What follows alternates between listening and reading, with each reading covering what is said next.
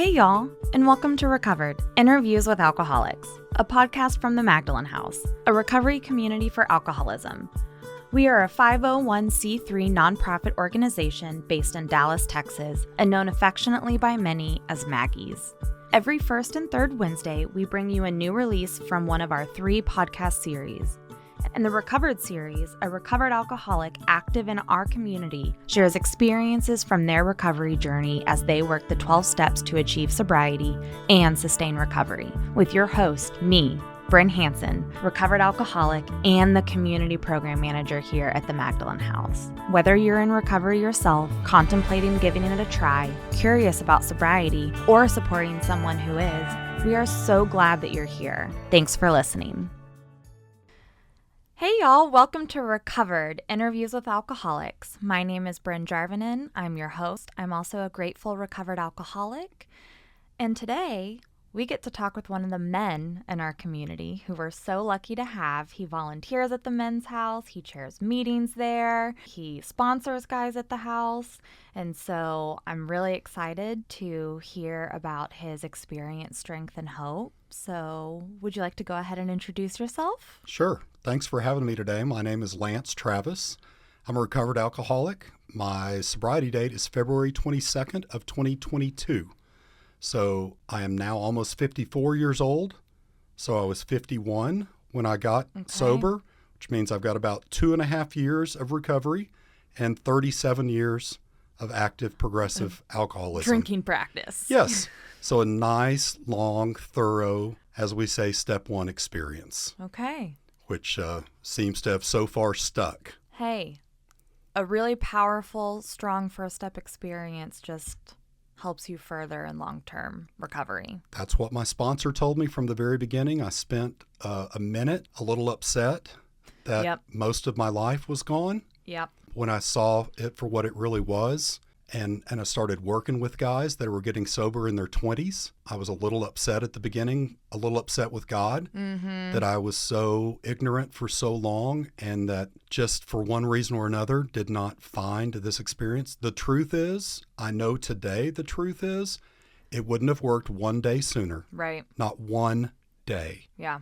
It should have. There was nothing that changed in the last 10 or 15 years of my drinking, but my mind would never have accepted it until the day it was presented to me. I'm right there with you.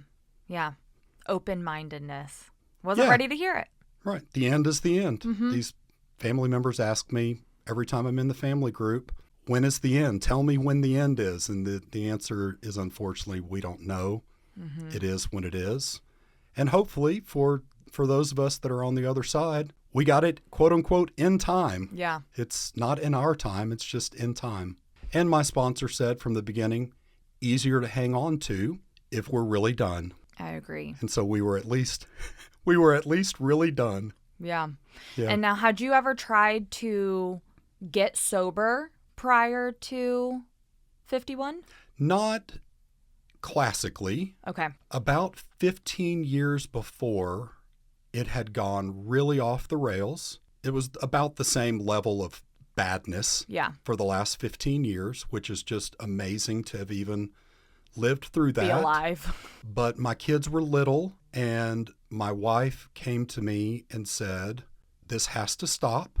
Her words were, this is not what I signed up for. Mm-hmm. And it hit me like a ton of bricks.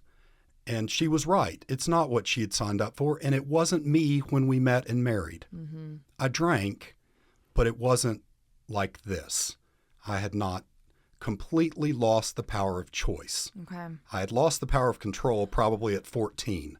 But, I mean, from the beginning, I showed little control. But there were moments that it wasn't off the rails until the last 15 years. And so when she said that, I took it very seriously, but I understood like what might happen if I didn't get my act together, and I definitely did not want that to happen. Yeah. And so the next day I went to the most expensive doctor that I could find with the most initials behind her name. She was a wonderful woman who said, you are a highly functioning alcoholic. I heard highly functioning. I said, what does that mean? Yeah. And she said, your life is amazing, but you drink too much. She said, anyone would be jealous to have your life. Look at everything you have and all the success that you've achieved. But you could lose it all if you continue to drink like that. And your wife has done you a great favor by pointing it out. Wow. And so what we're going to do is we're going to put you on some medication to control your cravings, and we're going to teach you how to moderate. And I said, that sounds like a fantastic plan. That's exactly what I wanted to hear. Yeah. I'm great.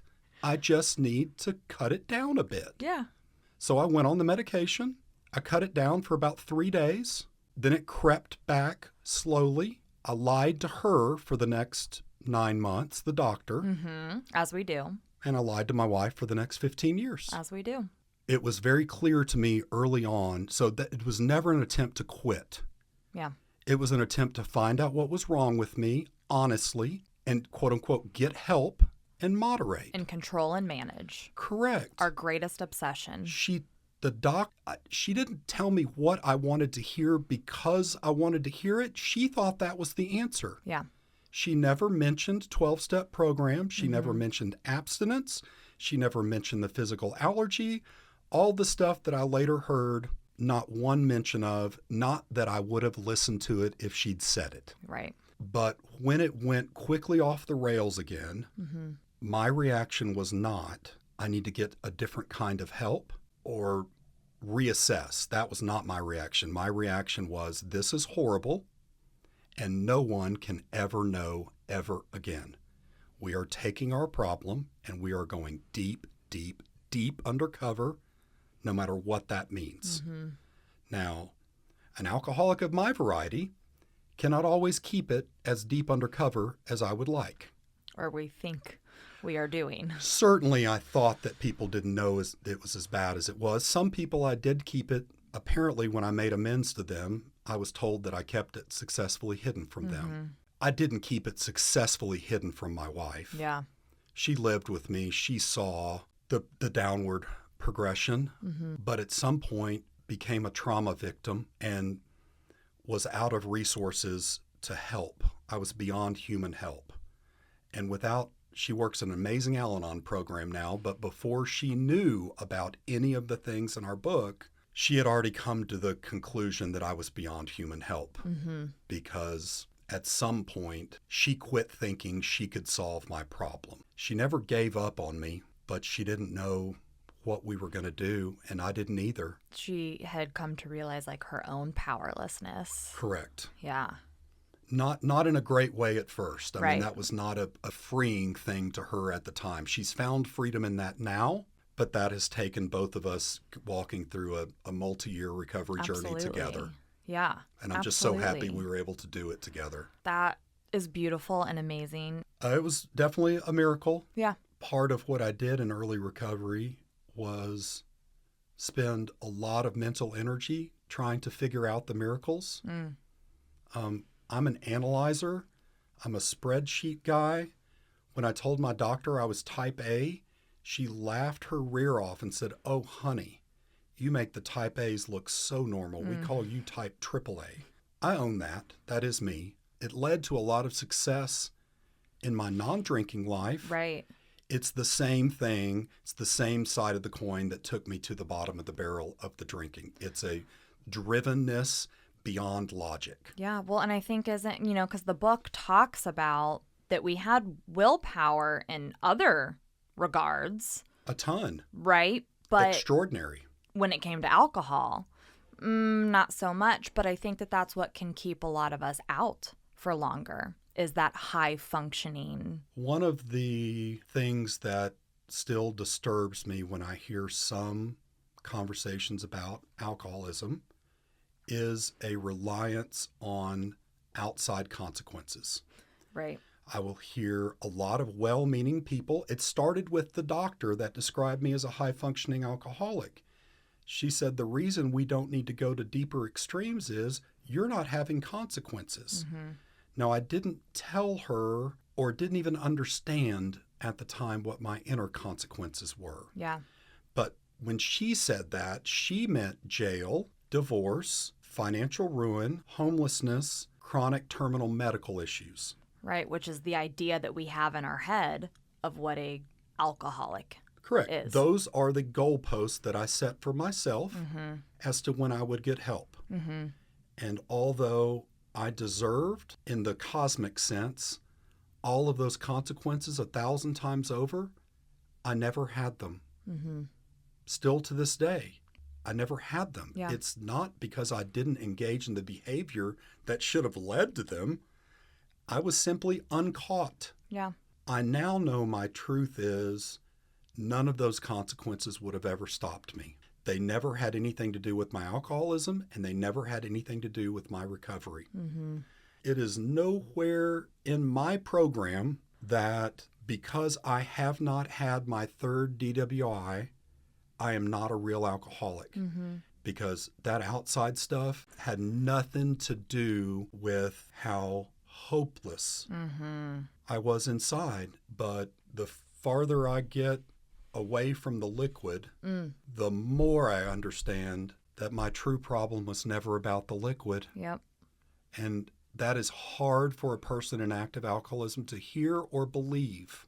Yeah. Because I didn't believe it. Yeah. You know the people that I heard this message from, and you know that they shouted loud and clear over and over from the rooftops, your problem is not booze. That was never my problem. And the true problem, which is me and my reliance on self, is still around. It's better.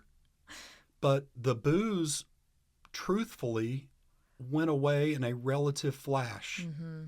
The true illness, which I'm so grateful that I had good people around me to tell me what that really was. The true illness is the real deal. The hope is that there is a solution to that as well, and it can get so much better. Yeah. And so part of the message I try to carry is that message that we need to talk about the booze. We need to think about the booze. But it's so much deeper than that. And the solution, when those deeper problems are starting to be addressed, is such a more powerful solution than just being free from the liquid. I know. The freedom is so much bigger. That's the good news. Right. You got to experience it to believe it. I did. Yeah. When my sponsor said these things to me, I told them they were full of it. I did not believe. No. These things sounded unconnected. How is my personality connected to this liquid? It doesn't seem logical. I agree I'm beyond human help because God knows we've tried every human for decades. And I'm not an outright mental defective, as the book says. I have some brain cells to rub together and some ideas to come up with, and they all failed miserably. Yeah. So the idea that I can't solve it and no human can solve it, got no problem with. But this concept that a spiritual experience is going to change my DNA, I was not down with that. Right. Now I did it, but I'd be lying to say Right. that I believed it was going to work. Because out of options. That's it. Why not? That was the way it was presented to me. What do you have to lose? Yep. And the folks that worked with me early on met me right where I was with this overly analytical spreadsheet binary brain that has to have my own answers to every question and am going to spin myself into the ground if I don't get them. They embraced that. They encouraged me to go through those exercises. They did not tell me that I was doing it wrong. They told me they were there too. And I can never thank them enough for that patience and wisdom. Just little things to make me see my part in it with one sentence that always brought me right back centered to this idea that my troubles are basically of my own making. They arise out of myself. That was a huge, for the guy that hit the beginning of recovery with a ridiculously, for where I was, a ridiculously oversized ego. That was I created several false selves over those 37 years, but my best friend was the arrogant know-it-all. He's the guy that showed up everywhere and got me out of the trouble I was in and tried to convince people that broken me, which is what I was inside, Right. was actually presentable and normal and could exist in the world. That's how you survived.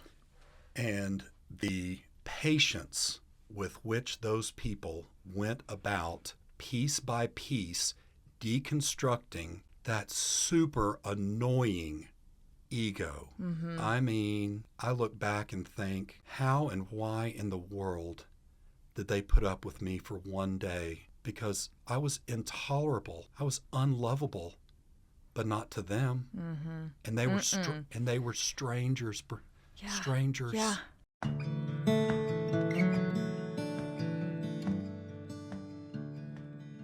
Since 1987, the Magdalen House has helped alcoholic women achieve sobriety and sustain recovery. Beginning in 2024, we have expanded to offer the same services for men in a gender-specific facility. Our programs are now open to any alcoholic at any stage of their recovery at absolutely no cost. To complete a phone screening and see if you qualify, call 214-324-9261 or visit our website at magdalenhouse.org/nextstep. The people that I'm in my recovered life with now, this is weird because I've lived here my whole life, lived and worked here my whole life in this community. The people in my recovered life now, I did not know any of them in my active alcoholism. But instead, I got kind of a blank slate. I walked into a group of people that didn't know me from Adam and were willing to give me everything for free. I mean, and that's what's so beautiful about this community, though. So, like, when you come in, we know that is not truly who Lance is. I hope. That is the disease. Yeah. That must have been what they've known, because they wouldn't have put up with me otherwise. Ugh. They must have known that it was just a matter of time before some of that stuff would fade away. And it took a long time. I'm not talking about 2 weeks and my ego's healed. I'm talking about last week. I was like, I'm still yesterday. Right. And I stopped asking my sponsor this. I don't know why. I guess because I've heard the same answer long enough that even stubborn me is now willing to accept it. But he's got just over 10 years, and I asked him, when are these dudes going to go away? I said, we got rid of the booze, like, boom. But those dudes, They're hanging on they're tight. around. And I must have asked him that same question 10 times, which got a hearty chuckle from him every time, saying, let me know if you ever find out the answer to that question. Yeah. Because that's not what we're trying to do. And I did like how he redirected me from that. He said, what we're trying to do is first help you identify those things. When you just called me with that 10th step, what was on your mind that caused you to pick up the phone? And I said, I'm in abject fear. I am so afraid of the situation that I'm about to walk into. And he said, did you know that 6 months ago? I said, no. He said, if I'd stopped you on the street, would you have told me that you were afraid of anything? Much less the thing you just told me you were afraid of. It's like, no. And he goes, we win. We've identified the spiritual malady. I know you've already asked God to remove it, because you don't call me anymore until you do, because you know that's the first thing I'm going to say. You picked up the phone, you're discussing it with someone, and as normal, you called me before you went and did something stupid, so there's no amends to make. And I know you're on your way to your commitment, right? So you've already decided to turn your attention to others. He goes, brother, we got this deal. You're trying to make the fear go away. That's not where this ends. Right. Where this ends is you identifying it and following the rest of step 10 and remaining spiritually fit. Yes, and getting to walk through it. And that is, again, not something that came to me by epiphany on the first call. Right. It came after 100 calls and him going, are we starting to get this now? And it's like, yes. Yes. And then hopefully all I can do is try to practice that for me and try to pass it on. Yeah. That's it. And both of those are powerful enough. That's enough. That's enough to satisfy me. But I would have told you till I was blue in the face that there's no reason trying to change me. That's the way God made me. Accept it. Well, no, you don't get to yell at people. Accept the worst version of me and love it. No wonder, right? Now, it was super confusing to me, but no wonder I ended up in the corner of my garage alone. Yeah. I didn't understand why. Where did all my friends go? Who wants to hang out with that dude? I hear ya. But I had no logic about that at No. all. I had no answers to that. Yeah. Because I didn't understand that that was a spiritual malady. Right. I thought that those were my strengths. Yep. And sometimes you got to shut up and get out of the way. And you have to have enough discernment and enough self-esteem in a good way. Security in yourself to know the world is going to be okay if I don't take over this situation. That's still a work in progress for me, Bryn, but I'm learning. Well, I think it is for a lot of us. I mean, I'm pretty sure that just straight up aligns with 6 and 7, right? Yes. Of turning our defects into assets and like progressing along spiritual lines. I don't believe we popped out of the womb with these massive egos and pride, and they were things built up over time. Yes. And now I'm discovering them, right? Yeah, and trying to deconstruct them best I can. Exactly. In a healthy way, not in a morbid self-harm way. Right. Not in a I'm a horrible person, I don't deserve anything good in life. Judging just way, yeah. in a constructive, we constructively reviewed our day. You're right. Right. Yeah. That's those little words. I'm a word nerd, Me Bren, too. and those little words in the big book are very intentional. very powerful, and I'm very blessed to be involved in a lot of big book studies. Yeah. And so I spend a lot of time immersed in it, and that's my program. Yeah. Everybody gets to do their own program, but I am unapologetically a big book fanatic. I'm right there with you. My sponsor likes to say it as everyone gets to subscribe to their own recovery. Absolutely. What I tell the guys is the same thing that the people that helped me told me. Is this the only answer? I don't know. It has been for me. That's it. Mm-hmm. I can't teach these other versions of recovery because it's not the version that I experienced. Please do not hear me saying that I have a monopoly on recovery. Right. I do not. But I am free. Yeah. And I've got to stay free. And I'm happy to tell you for free how I got free. That's it. Show up or don't show up. No pressure. Mm-hmm. And boy, did I need that approach. Luckily, I was approached by people that figuratively at least slapped me on the hand every time, maybe literally sometimes too, every time I uttered the words, I know. Oh, yeah. Which, in my first year of meetings, started every one of my shares. I know X, I know Y. It was well-meaning. It's just the way I spoke. Yeah. One person in particular that you know well worked very hard to disavow me of that phrase, and she's right. Yeah. I don't know. It's not in my hands. I know what's gotten me to a point 2.5 years in that I never dreamed of. Yeah. And I'm just going to keep doing that. Well, yeah, because you're just, it's like you're just getting started. We just scratched the surface. I'm a toddler. I feel like each day. Right. No, not even that. Just I feel like each day, even me now, I'm like, I've just scratched the surface, I hope so. Yeah. You keep learning, you keep growing and remaining teachable. And in the beginning, though, how was that for you? Was it hard to kind of take that accountability and be open-minded to it? That may be a better question for my sponsor, but I'll tell you my perspective on it, which was the first night that I met him.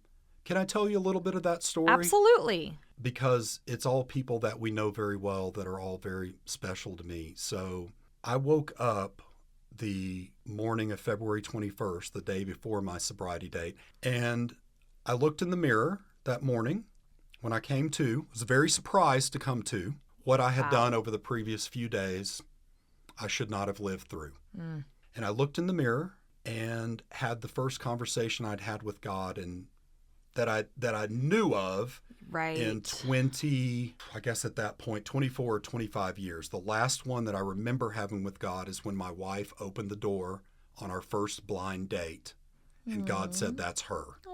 And I said, "I know," and we never looked back. That's the only time saying "I know" is okay. Correct. Okay. We've been inseparable since then. I had not recalled hearing the voice of God over the next 20 whatever years. Yeah. But that morning, God clearly said, "One more and you're dead." And I said, "You're right." And then I went in and told my wife, "Take me to rehab. Can't have any more. I'm going to die." God told me. She said, "I'll stay with you all day today. Make sure you don't drink and die," which she did. And then we'll make a plan. I'm so thankful. She then laid by my side, stroked my head like a little baby while I sobbed and was just in total despair, and just repeated over and over again, "I can't and I won't. I can't quit and I won't quit." And after a long time of repeating that over and over again, I heard God laugh. And I said, "What's so funny?" with some expletives thrown in there as well. I was angry. Like, this is not funny. And he said, finally, after 30 years, you finally got something right. You can't and you won't. I had no idea that I was saying out loud my step one experience. I didn't know what powerlessness was. But he said, "All is well, because I can and I will." And I said, "How?" He said, "Just watch." So the next morning I got up, and there was an email in my inbox that I'd never seen before from my church. And it said, "Are you interested in a conversation about recovery? Come hear a recovered woman share her story and see if you learn anything." It was presented as an educational opportunity at my church. And I said, "I can't go. I'm a leader in that church. I'm a Sunday school teacher. I'm the president of the adult choir. I live at that church. Drunk, right? Nobody knows. I can't show up there to a discussion on alcoholism. Are you crazy?" God said, "Go." I'm not going to go. We argued a little while longer, and I went. And there's this woman on stage of the church telling her story, and I'm mesmerized. She told my story. Immediately wanted what she had. Tackled her after the meeting. She said, "But if you can stay sober for a couple of days, I want you to come back. There's somebody I want to introduce you to." I said, "I can do that, because if I don't, I'm going to die. And my wife is babysitting me, so it's all going to be okay. Like, the skeletons are out of the closet, the cat's out of the bag. We're going to get better." And so that night, there had been a guy sitting next to me that looked straight off the pages of GQ. I mean, dressed to the nines, just confidence oozing from his pores. I thought the bishop, we were in the church, and so I thought the bishop had sent him there to spy on the alcoholics. This guy does not belong in this room. I come back and he's on the stage and he's telling his story, and it's horrific. Some would say worse than mine. Consequence-wise, the inner struggle I related to. I tackled him after the meeting. I said, "Lisa," who was the woman that spoke at the first meeting, "wants to introduce you to me. I'm that guy. Help me, help me, help me." And he said, "We're not even sure if you're a real alcoholic." And I said, "What's with these people?" And they're trying to now I understand. But at the time, I didn't know they were trying to qualify me. So a long answer to your question was, we sat down and talked about my drinking. And he said, "What do you do for a living? And what's your experience like with God?" After he heard about my drink. Two interesting questions, I thought. And so I told him what I did for a living. And I told him that I had lived in the church my entire life. And he put his head down and shook it in disgust and said, "Oh, you're going to be a hard case." I said, What gives? I mean, I was distraught at his distress. And he's like, "You think you know everything and you won't listen to anyone." He said, "If there's anything that's going to kill you, it's those two things. You're an arrogant know-it-all," right? He called out my false self, my number one best friend. He called him out after a 5-minute conversation. He said, the good news is you almost killed yourself and you don't want to die. And so the place where we find you right now is the place where there's actually the most hope. The perfect place. But the long answer to your question was, how willing was I? According to my sponsor, not so much. But after he said, if you hold on to your arrogance and you hold on to your old beliefs, this is going to kill you. It will kill you, yeah. And I think that you've met that reality head on already. Mm-hmm. I'm not going to describe your step one experience to you. You've experienced You've lived it already. Or you haven't, but the way you've described it to me and the look I see on your face right now and the tears and you're shaking hands and, it's like, I believe you. Mm-hmm. He said, do you believe me when I told you the way that I drank? I said, yes, sir. He's 10 years younger than me. And I'm immediately just like, he's got my answers. Mm-hmm. And he said, and do you believe me when I told you I'm free? I said, of course. Why would you lie about that? Right? And it's oozing from your pores. Yeah, you can see it. So he said, meet me tomorrow night at this meeting where I ended up meeting all of our friends and getting sober. And I texted him from the parking lot and said, I'm in the parking lot of the meeting. And he texted back, walk in. This is the level of direction that I needed. So he might tell you, perhaps that first conversation that we had did effectively diffuse a lot of my ego, because I got to the meeting and needed instructions about what to do after I pulled up in the parking lot. I didn't know that I was supposed to walk in, but he very patiently walked me through. Yeah. Now speak to someone, get a seat, and then shut up for a long time. Nobody needs to hear a word from you. Got it? It's like, yeah, I got it. I understood. For the first time in my life, I didn't want to bulldoze and run that meeting. Yeah, you were exhausted by that point. And I didn't know what I was doing or what I was talking about. I didn't know what those other people were talking about either. Yeah. It seemed like a bunch of hogwash. Yeah. But they did seem to have years and decades of recovery, and there was a lot of them. Mm-hmm. And I didn't think they could all be liars. I had that same thought. I picked out a couple that I thought might not be real alcoholics. Look, I got a judgy streak, and I'm looking at a couple of people going, you're here for the coffee and the fellowship, which, by the way, is fine. You're welcome. I made the coffee and the fellowship just for you. Come one, come all. But there was 100 people there that night, and I picked out the 5 fakers and the 5 liars and was still left with 90 authentic, recovered people who I wanted to be like. And so I kept coming back and I kept coming back.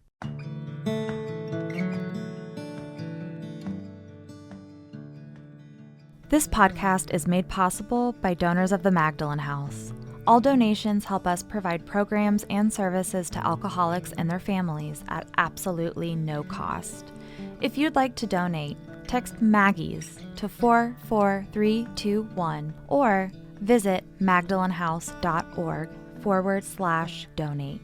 By making a donation of any amount, you can help save the life of the next alcoholic searching for the solution. We worked the steps in about 3 weeks. Yeah. He said, like, my life depended on it. He said, I'll be there for you if you're willing to do the work. That's what I tell the guys I work with now. Yep. He sent me home with my 4-step worksheets. I called him 2 hours later and told him I was done. And I was. Mm-hmm. And we got together the next day and did my 5th step. Yeah. We got together the next day and did this. I mean, we moved. Thorough, honest, no wasted time. Mm-hmm. He said, buddy, you don't have any time to waste. Yeah, you don't got time. And I, again, was so grateful for that because I hear so many stories. Just heard one today about a 2-month-long 4th step. But my sponsor knew that he couldn't leave me with 2 months to do my 4th step. Right, yeah.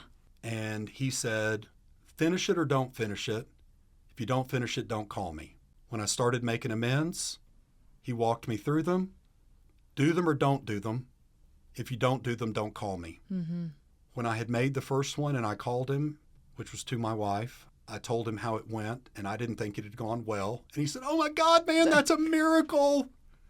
Like, oh, the thing she said to you is just the best. And of course, it wasn't what my ego wanted to hear, and I thought it was horrible. But then he said, "So we'll get together tomorrow. We'll go over 10, 11, and 12, which we did. And then he called me the next day and said, "You'll be at the Salvation Army at 7 o'clock on Sunday night." Yep. I'm 3 weeks recovered. And I said, "No, for what? I've got a home. I'm fine. I don't need any services at the Salvation Army." He said, "No, you're going to be helping guys. You're going to tell your story, and you're going to do a foundation meeting. You're going to run through steps 1, 2, and 3. And I said, "Buddy, I don't know anything about any of this. Do you have a different place for me? I think you know me, right? You know my pedigree. That's not my people. They're not going to listen." I got all kinds of excuses. They're not going to listen to me. I'm not going to have any credibility in that room. Where's the high bottom drunks? Those are my people, right? And he just simply said, "Go or don't go. If you don't go, find a different sponsor." Oh my God, I love it. I was so angry, Bryn. I bet. I was so angry. Oh. But I went, and then I talked to another guy there that night. I said, "I can probably do this once a quarter. I'm busy on Sunday nights. I've got church obligations. It's my family night. Blah, blah, blah, blah, blah, blah, blah." And he said, "If you're going to show up once a quarter, don't show up." I said, "Rude. I'm offering to come help you once a quarter. How often do you come?" He said, 51 weeks a year. He said, "I take a vacation. We have a family vacation that I take every year in July. Wow. But every other Sunday night I'm here." That's what a commitment's called, dummy. Yeah. I go, "Oh." Very angry, left, called my sponsor. "Can you believe the way that this guy just talked to me? I'm never going back." He said, "Sounds like that's what you needed to hear. If you don't go back, find a different sponsor."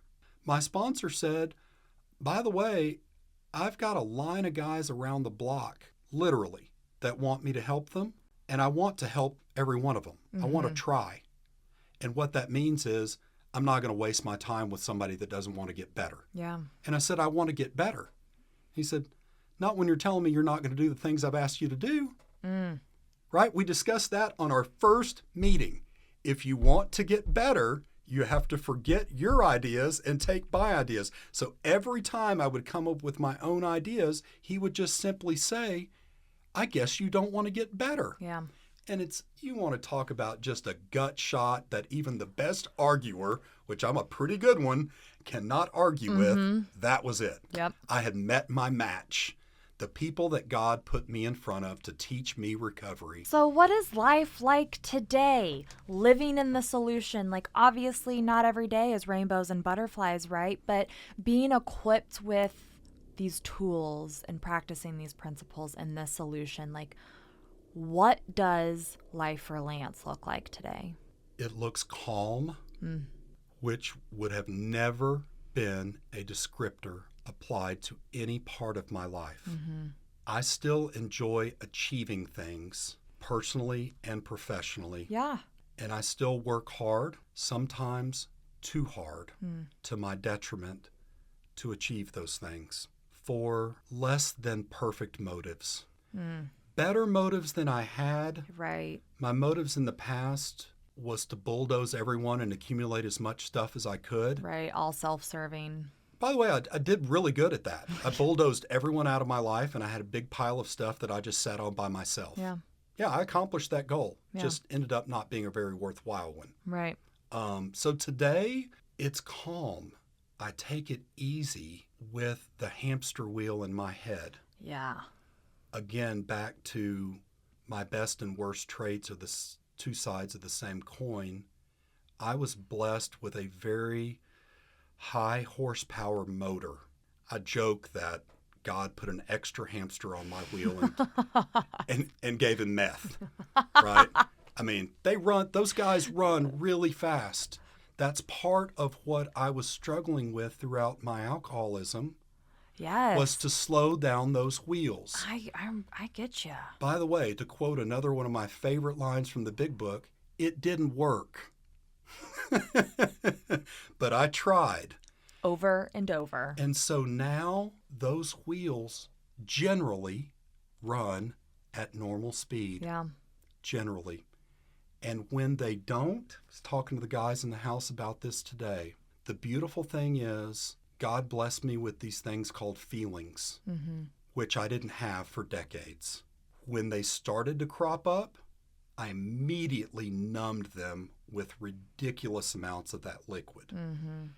Now, without the liquid or any other mind-altering or mood-altering substances in my life, those feelings are real. And they're real acute.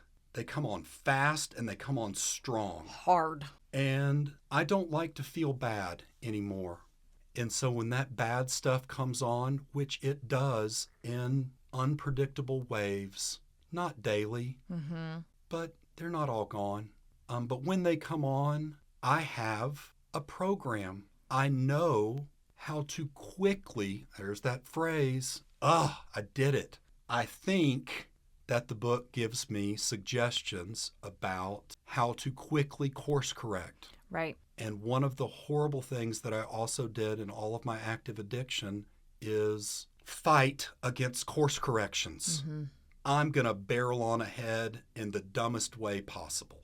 Now, when those bad feelings come and interrupt my normal calmness, they hit me like a ton of bricks, and I have a short checklist, mentally and written down, that I run through. And I had it recently in a horrible funk, and I just went, I see my sponsor. I sit next to my sponsor every week at my meeting. We're involved in the same meeting together, and that is a blessing.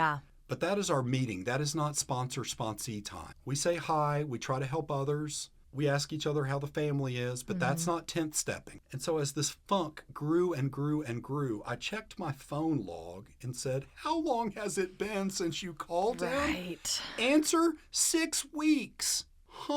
So I picked up the phone right then and I said, buddy, here's the deal. I think this might have something to do with my current sickness.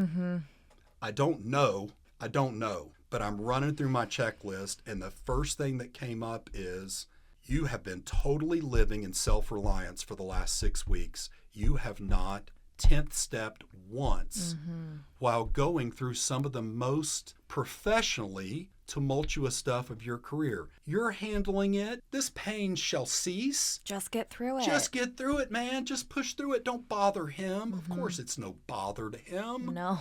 And so just that's a very simple answer to, I just went, all right, we're going to get back into weekly phone calls. Will there be any 10th step materials that, which is just for folks that aren't in the middle of a recovery program, just watching for resentfulness, selfishness, fear, and dishonesty. I'm watching for the manifestations of my spiritual illness to crop up, which they will, on a regular basis. Absolutely. And then when they crop up, I've got a program to deal with them. That's my ongoing recovery program to keep me from the horrible game of chutes and ladders that I used to play as a kid, where I go all the way back down the chute to the beginning of the game. I don't want to go back to step 4. And the way that I stay out of that is I live in step 10. So I just ask myself a question. Has any 10th step stuff come up over the last 6 weeks? Yes. Daily. So what are you doing? And within 5 minutes with him, I feel renewed. Right? Just there's 10 other things on that checklist that I just make sure are a regular part of my life that keeps me sane. The other part that I'll mention, my interactions with people now and the text string that now exists on my phone indicates to me that people like me. That's revolutionary. My wife loves me. I believe that's different. Not better, worse. Different than the 10 texts I got today from people that legitimately like me. So what is my life like today? Happy in that through my expression out loud expression of my brokenness, I finally found what I had been looking for all along. No one could have ever told me that. I had to experience it. And I now get to experience that in a real way. These are both guys that I'm helping through recovery. These are guys that have helped me through recovery, that reach out to me to say, I am blessed to know you. What in the world are they talking about? No one ever in 20 years said they were blessed to know me. Right. I didn't give them any reason to. It's a beautiful life that I believe is promised to get even better. Yeah. And I can't imagine what that's going to look like. And I don't spend a lot of time trying, which that's a new thing for me too. We would sell ourselves short. This God is beyond my comprehension or understanding. I'm too busy living life to waste my time trying to comprehend the incomprehensible. A fruitful life. Yes.